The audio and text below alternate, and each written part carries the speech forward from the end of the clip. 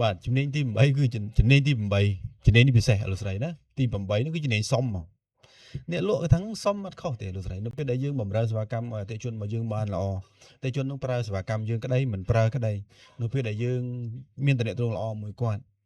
កុំខ្លាចក្នុងការសុំព្យាបន្តបងប្រើសេវាកម្មពីខ្ញុំបងទិញ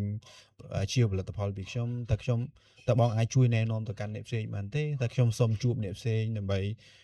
អនុញ្ញាតជជែកមួយគាត់ដែលអាចឲ្យគាត់ប្រើសេវាកម្មដូចបងបានអត់អញ្ចឹងខ្ញុំជឿជាក់ក៏ដូចជាអ្នកលក់បកែគាត់មានជំនាញមួយហ្នឹងជំនាញសុំព្យាបន្តមិនមែនជាលួងលោមទេ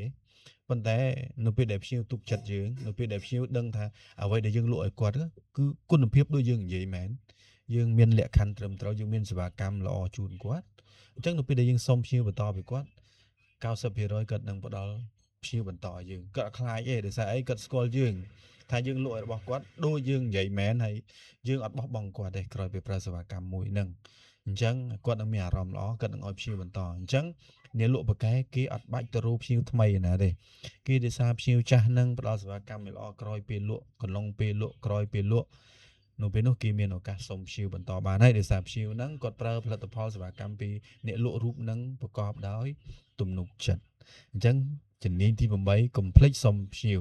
ដូចយើងមានអ្នកមានស្នេហាអញ្ចឹងអ្នកខ្លះគាត់ប្រកែសុំស្នេហ៍គេបានអញ្ចឹងទៅដូចគ្នាគេទុកចិត្តបានគេអូខេដូចគ្នាអ្នកលក់នៅពេលដែលផ្ដល់ទំនុកចិត្តឲ្យអ្នកទិញហើយសុំព្យាវបន្តអ្នកទិញកិច្ចមិនផុតពីឲ្យព្យាវបន្តទេហើយនៅពេលបានព្យាវបន្តអត់មានធ្វើលំលំទេត្រូវគិតពីគុណតម្លៃគាត់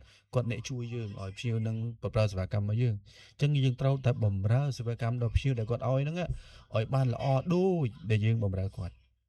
មិនខ្វះព្យាវទេនៅពេលដែលយើងចេះថែព្យាវចាស់ដើម្បីសុំព្យាវបន្ត